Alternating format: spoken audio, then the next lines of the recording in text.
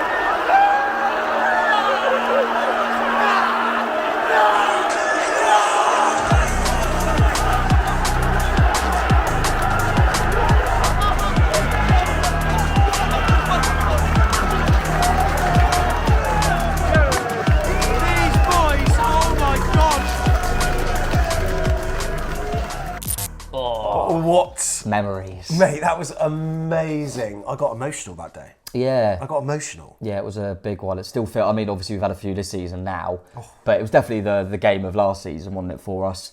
And yeah, I thought it was going to be the game of the year, but obviously we've had Old Trafford and stuff since, so that's probably a little bit more of an argument now. Probably people will have different kind of preferences, but yeah, it was one of the best. Definitely the best under Gary. I think that will always be remembered as Gary O'Neill's best game.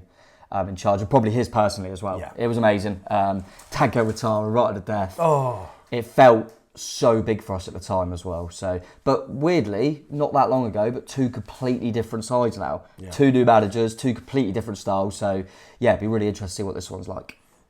So it's a New Year's Eve fixture at the Tottenham Hotspur Stadium, and look, Spurs fans, you may have subscribed to us after your cheeky 2-0 win at Dean Court, and that was fairly early on in the season where Ange Ball was in full flow. Later on in the show, we'll discuss your recent form, how it's been from an external point of view watching Spurs this season, and plus there's loads of facts, stats and trivia, and plus look, there's some content based on this game as well, because after the game, Tom, we do some fan reaction, right? We do, instant fan reaction after the game. So yeah, more than welcome to come and join us, but that'll be out straight away. Then the old match day vlog will be out, probably on New Year's Day as well. Nice little treat. And then we'll do the second look at the podcast and stuff to dissect the game a little bit more.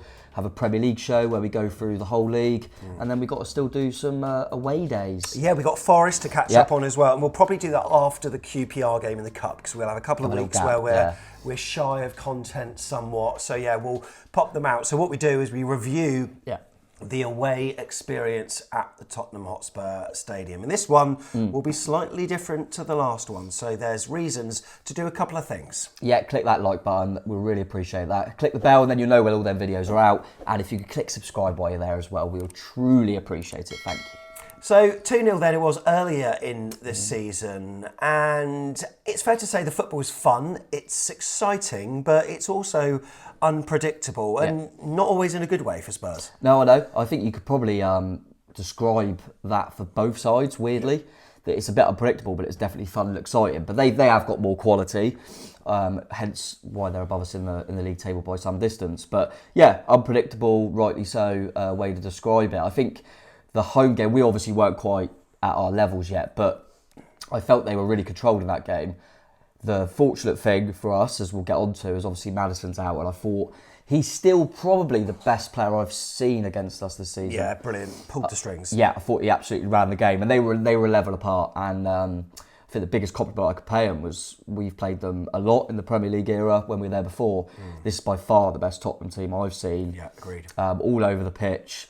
And to be honest, it's the first time I've thought, when there's a Tottenham game on telly and there's, an evening game, a Sunday game, Bournemouth aren't playing, I'm going, oh yes, that'd be a good game. Whatever the result, and I'm not necessarily saying Tottenham win, but I know it'll be a good game because of the way Ange sets the side up. And I think Tottenham fans, they're probably ahead of schedule, but they're just happy with this project now. Yeah. They just know they've got a man in charge they can trust.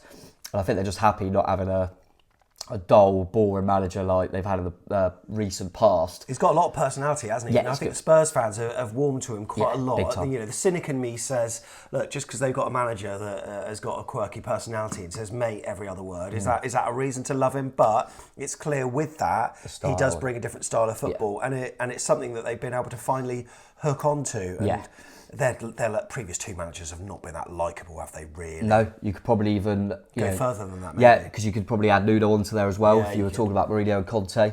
Nuno's, as we've seen recently, obviously will probably do all right for us. But I think for what Tottenham wanted and what Tottenham needed, I think they've just been crying out, really, to get them off their seats a little bit.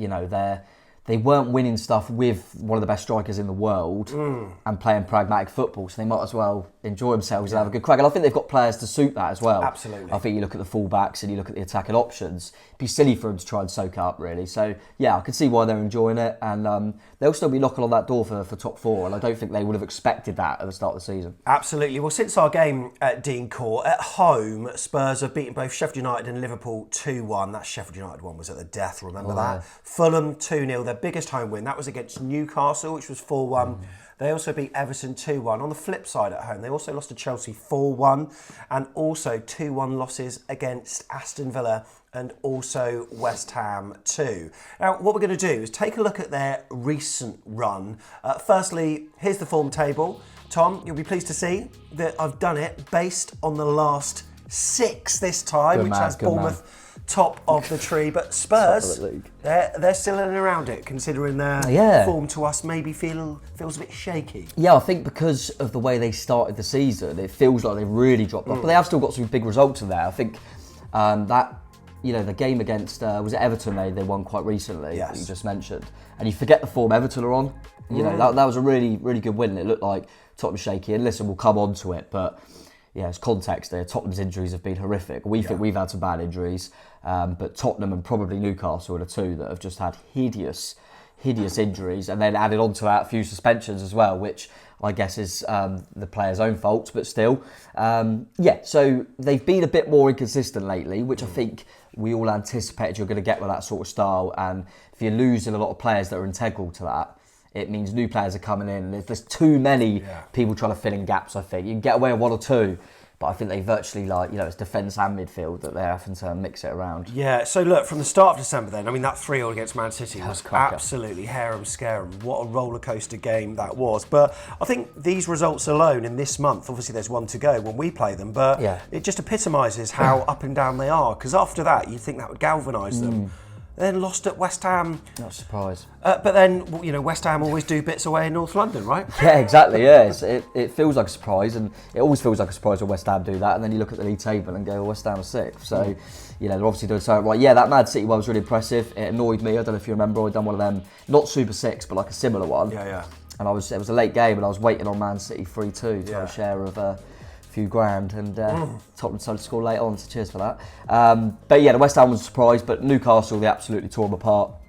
The Forest one, I thought, considering, again, context, they went down to 10 men. They did, yeah. And they were still pretty comfortable. Yeah. As I say, I thought the Everton one was really impressive. And then, literally, the other night, the Brighton one was weird. It was weird. Because Tottenham did hit the woodwork at least 3 times, I think. And that's what Tottenham do. They still will cause you problems. But Brighton were very good. And them few injuries at the back, it was noticeable. It was really noticeable for Tottenham.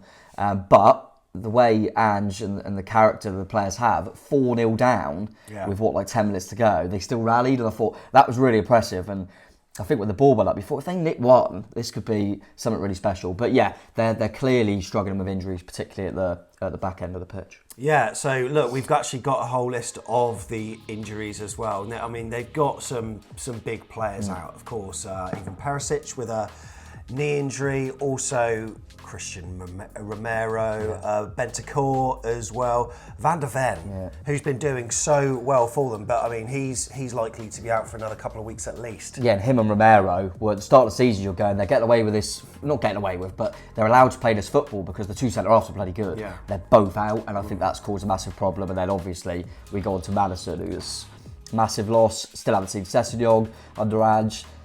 And I say Basuma, he's been brilliant for him, but you can't be getting stupid red cards when you've got this many injuries. Solomon, I forgot about him. Looked like a really exciting player from Fulham. He got a bad injury. I think Skip has been out, but I believe there's a chance that it will be available for our game. I think his is not long term. But yeah, and then obviously they've just picked up a big suspension for a game for Dejan Kulusevski. Wow. Who I actually think, since Maddison's been out, they've been fortunate that he's been there, because I think he's been kind of pulling the strings. And I remember when I was watching that Brighton game thinking, I think they still might have too much for us. He got booked and I went, I fancy us. Wow. That's how much of a difference he is, I think, for him. And he scored some crucial goals. Yeah. Well, this season against us. Yeah, big player for them as well. When I was watching, I saw the highlights and I just noticed how much space there was behind the Spurs back line. Just imagine Marcus Senesi, who's also walking a tightrope. I think this is his last game as well. Well, I think it resets. Yeah, it's worth pointing out, because I think people think that the cut-off's done now, but it's not for Bournemouth because of the Luton fixture now being void. So it means otherwise we would have a game less for so it wouldn't be fair. So us and Luton still will get through one game. So Senesi can't get booked, and if he does, he would miss Liverpool, not QPR, because it is just on the competition when it's booking. So could do with Senesi not getting booked, obviously. But a few long balls over the top from him. The same from Zabani as well. Maybe catch him a bit cold. And also Spurs playing out from the back. They were making errors. I mean, not as many errors as Brentford were the other night, but and our high press and our turnovers in the final third, we could cause them problems. And I'm going into this game now thinking, it's 50-50 at Spurs. I think I'd probably go 60-40 Spurs. Okay. But I think of it all, and then I go Son, for Charlton's on it. They have still got some good players, but I totally get what you're saying. We should be positive for it. I think I would take a point because of how good the results have been. But I don't think it's a banker for Tottenham like many would have thought not too long ago.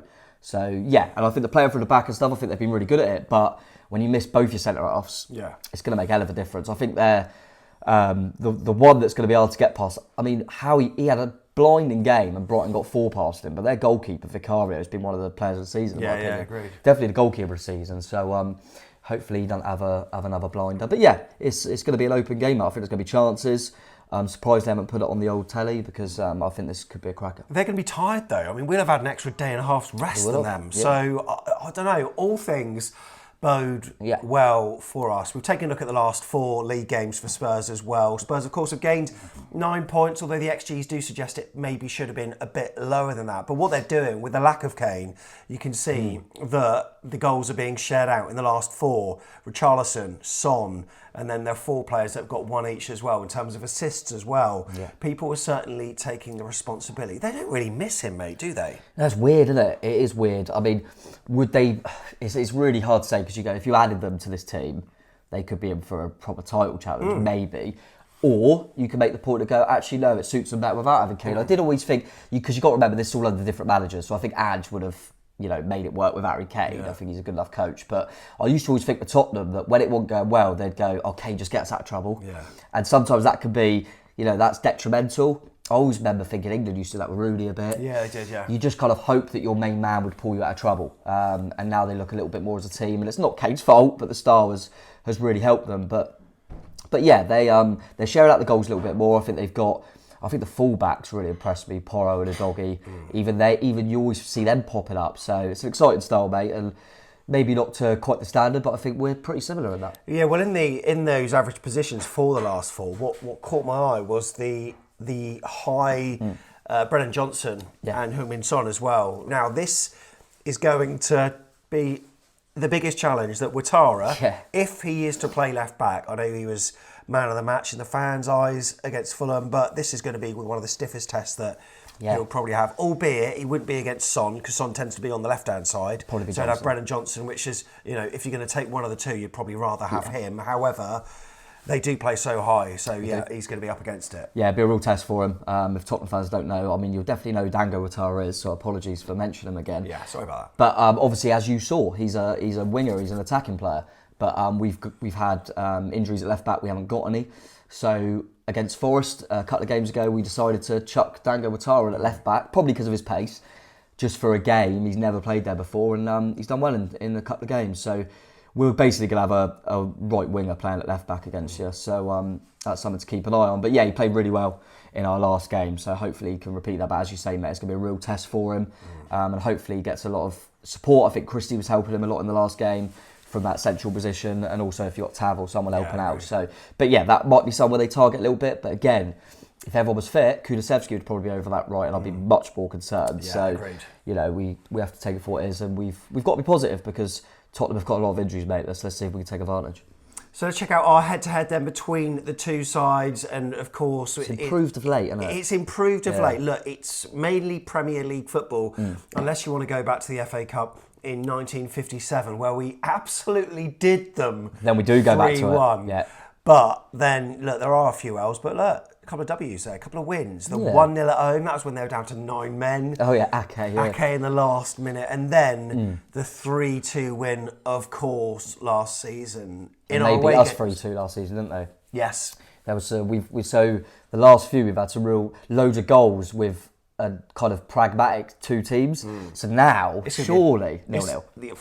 I mean, this is going to be similar to the Aston Villa game, surely.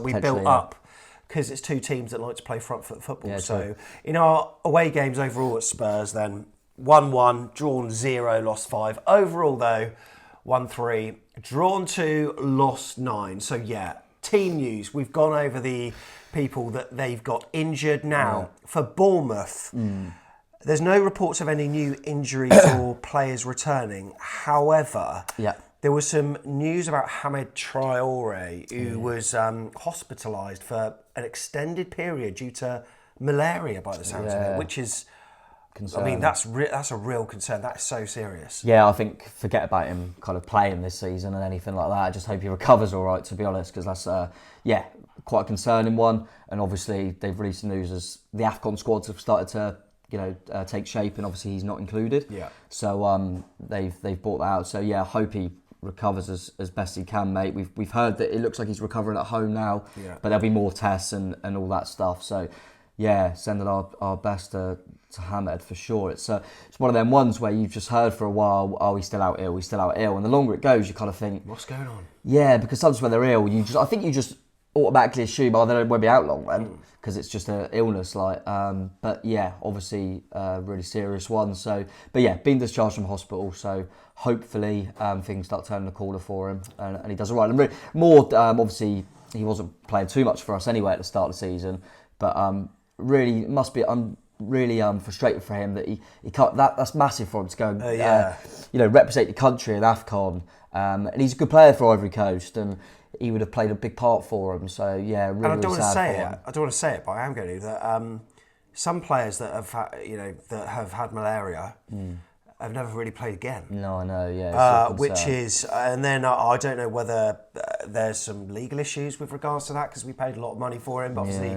that's the last of our concerns at the moment. We just want him to be okay, and hopefully we can see him in a red and black shirt again because we saw these little chinks of light when the Brighton performance when he came on in the first. I even thought Anfield. I thought it was good. I even thought Anfield this season. Remember when we lost 3-1, but he come off the bench and just, like you say, it was kind of spits and spurts, wasn't it, from Hamed? I think in the Swansea game he got his first goal, didn't he, in the cup? So, but yeah, just hopefully he recovers and they can with all the tests and stuff and they sort it out so he can continue playing football and doing what he loves. So yeah, I hope he's all right. I think apart from that, as you say, mate, it's kind of as we were. I think there's a chance Lewis might be back in the squad. Yeah.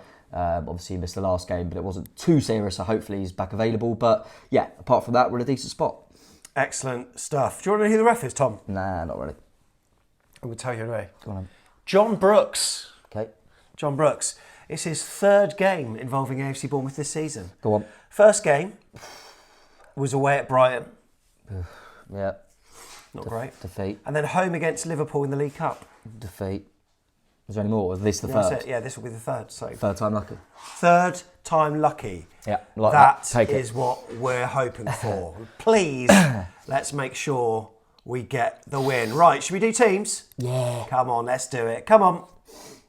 Right, so here we go then. Let's start off with the home team, of course, and that will be Tottenham Hotspur in what looks like a 4-2-3-1, Tom? Yeah, pretty much, mate. I think, as I say, with the injuries, they haven't got many options. There's a few that I'm not sure what they'll do, but obviously Vicario will be in goal for them, so we'll stick him in there. That's one that they definitely won't be changing. Yeah. Porro on the right, who I've been really impressed with, by the way. I haven't really mentioned him, but I think he's been one of the stars. I think he's really, really good. Yeah. The centre-halves are actually going to make a change for him. I know they've got 2 out, so you think, it's just going to be Emerson and Davis again. I think they're going to bring Eric Dyer in. Okay. Next to Davis. So I think that Emerson, only because I know a lot of Tottenham fans would go, no.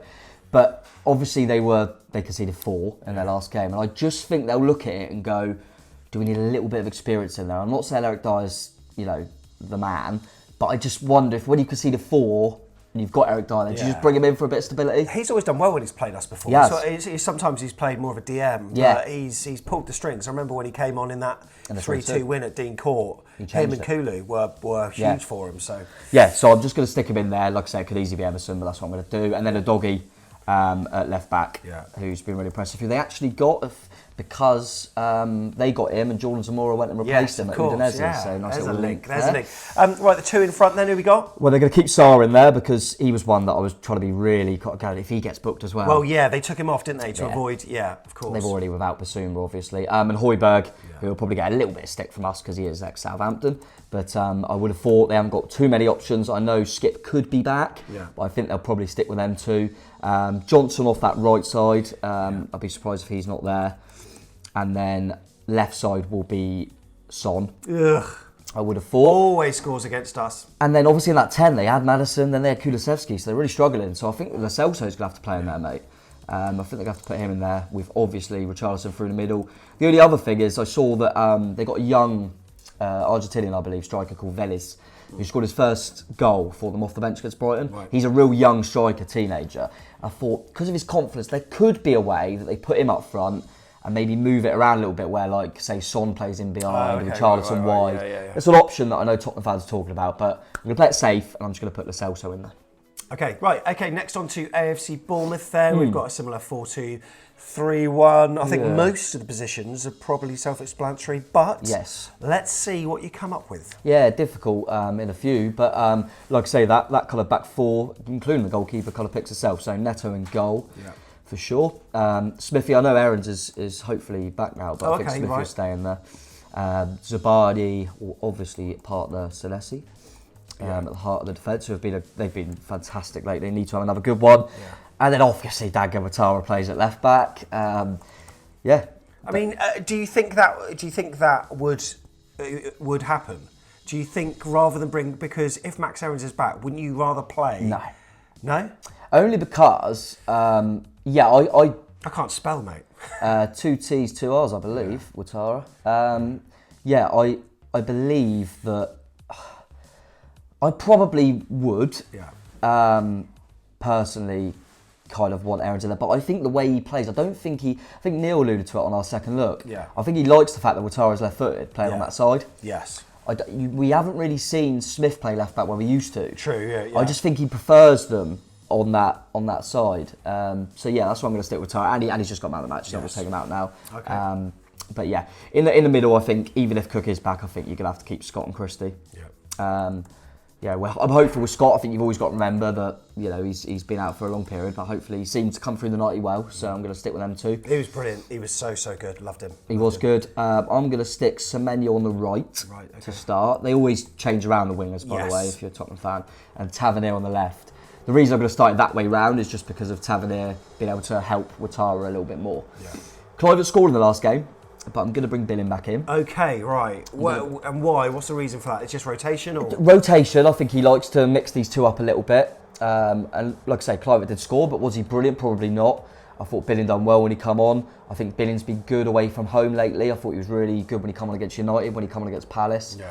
I just wonder if, you know, it might suit him a little bit more. So, yeah, that's what I'm just going to go for, just for rotation as well, mate. And I reckon we might start Dom Solanke up front. Maybe. Yeah. So that's what I'm going to go with. But as I say, there's a couple in there for both sides that could change.